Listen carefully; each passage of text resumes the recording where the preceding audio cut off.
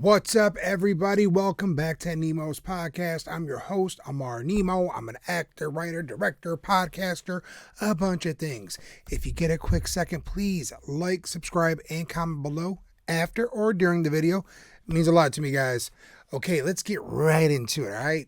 Just got back a couple days ago watching Star Wars, The Mandalorian and Grogu, if I'm saying that right. Now, did I like this movie? Did I not like this movie? Let's find out. Hang on. There is a child whose past holds the key to the future of the galaxy.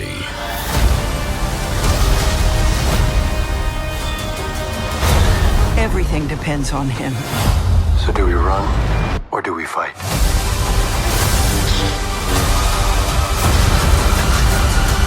Star Wars, The Mandalorian and Grogu. I really loved Star Wars, The Mandalorian and Grogu. I like Star Wars, but I'm not a huge Star Wars geek. I'm more of a casual fan. And honestly, I had only seen maybe one episode of The Mandalorian before watching this movie. After this, I am definitely going to watch all the seasons, even the sucky ones, all right? I heard like the third season wasn't that great, but hey, it is what it is. This movie was very entertaining from start to finish. The action was great, and even though we've seen certain styles of action and storyline before, the way they executed it felt really good. I think the martial art fans will appreciate a lot of the movement and the choreography. Now let's talk about Pedro Pascal. I love this actor. Like, man, everything he does, he's just awesome in it. There's so many haters. Like, he's in so many things. How about shut up? I mean, that's the job of an actor, dude. Okay? You're supposed to get booked, and the guy's getting booked. So just let it go. And he was awesome in Fantastic Four, okay? I didn't finish Last of Us, but what I saw, he was also good in that too. And of course, Narcos. But I also want to give props to the man in the suit, Lateef Crowder, okay? I've been watching this guy for years. He's a badass martial artist, and he brings so much physicality to the role. His background in capoeira really shows, it's a Brazilian martial art, capoeira. Watch Only the Strong if you've never heard of that martial art. Pretty sick. Good movie with Mark Dacascos. I actually had a chance years ago to say what's up to him when he was working on Batman v Superman, and I didn't go up to him on set. I didn't want to be that guy. Also, he was kind of in the distance, you could tell that he was trying to focus on some stuff. So yeah, didn't do it. Looking back, I should have gave him his flowers.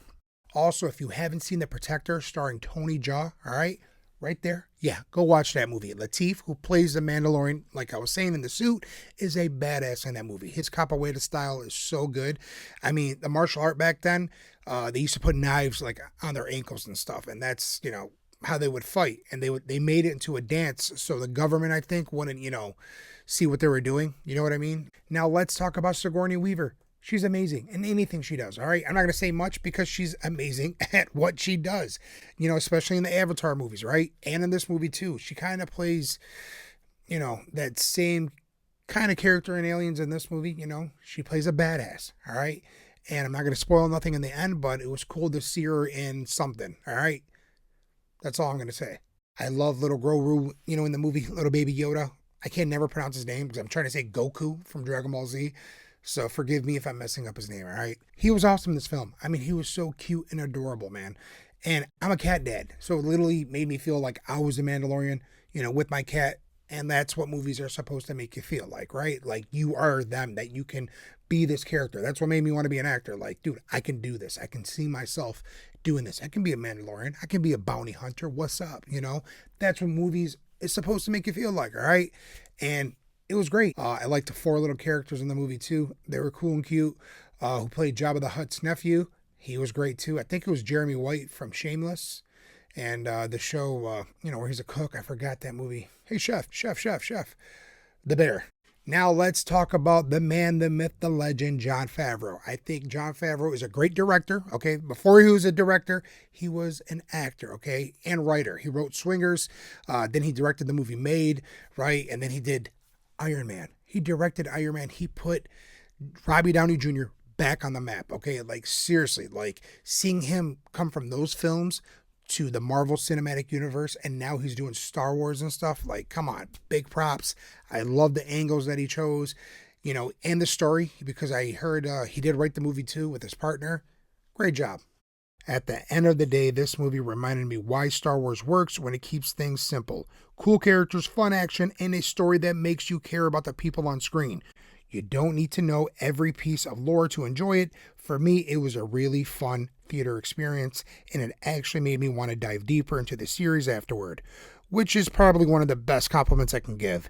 I know there's some people that are complaining that there was no lightsaber fights in the movie, but you know what, dude, let it go. This movie is different. Obviously, the Mandalorian is a bounty hunter, okay? He's not out there fighting with lightsabers. Okay, guys, go check out Star Wars, The Mandalorian and Grogu. You will enjoy this movie. I promise you guys, all right? I'm going to rate this movie. I'm going to rate this movie as a 8.3 out of 10. Like I say, this is my opinion. You don't have to agree with me, but let me know in that comment section. Did you like it? Did you not like it? Let's talk about it, okay? And I've said it 100 times already. A movie is supposed to entertain you. It's supposed to take you away from your problems, your real world problems. And you're supposed to go into their world. And that's what this movie did. Made me happy, okay? So go check it out. Take care. Peace. Oh, and before I get off, I got Mortal Kombat 2, the review coming. I know it was supposed to come out before this, but you know, life gets in the way and stuff. So yeah, it is what it is. And I'm a psycho fan, all right? Shouldn't say psycho, but I'm a crazy fan. Same shit. Damn, what should I say? I'm a fan of the game and the movies, all right? Like, seriously. I got Scorpion over there, too. This is the trick or treat mask. Maybe I'll put him on. Scorpion right here. Like, yeah. All the games, action figures. I love MK. I mean, that shit was my era. And I'm so happy that we got to experience that as kids. Seriously. Especially on the Game Gear. And then we went to the arcade when Part 2 came out. Pretty sweet. All right, guys. Have a good one. Peace. It's the relationship at the center of the story.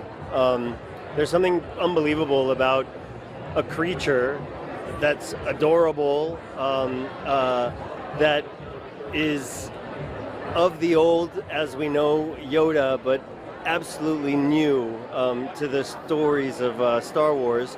And this other character in head-to-toe armor, whose face you don't see, that, I don't know, reflect the most human relationship that we all know in life, and it's parent and child, and the evolution of that dynamic, and how this little creature tells you right away that there's a human heart beating under all of that Beskar armor, and he sort of discovers who he is because out of his love for this child, and it's beautiful. I'm just thrilled to be here. The whole thing is so wild.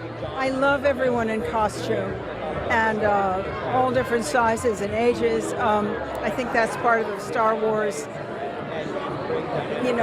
zeitgeist. It's just encompasses everybody, includes everybody. I'm so excited to share the movie with everyone tonight because I think the movie is just fantastic. Oh, it's great. It's been a long time. We put so much work into this. I'm just so happy to see it all come together and to see what happened. And like I said, I handle the action side of it, so there's a lot of blood, sweat, and tears that went into it. So, yeah, I'm a little bit nervous, but at the same time, I'm very excited to see what happens. Yeah. It's awesome. It's awesome. I mean, this is why we do what we do, to be honest. And I'm actually a fan myself, so yeah, I feel like I should be on the other side sometimes. I never dreamt that I would make a Star Wars movie like this. This feels different. I feel the energy. People are coming back to the movie theaters, which is wonderful. It's starting to build up. Not just our movie. A lot of movies are getting people excited. And I love movies, so that's great to see. And it's also great to have Star Wars back in the movie theaters after close to 7 years. So this has been wonderful, and it amazes me how much people all around the world love the world that George Lucas created. Chinese theater, that's where it all started 49 years ago to the month.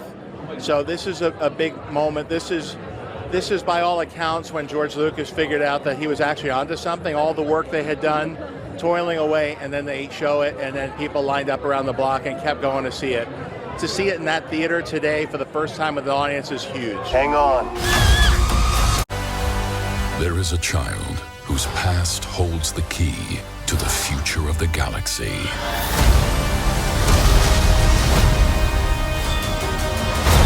Everything depends on him. So do we run or do we fight?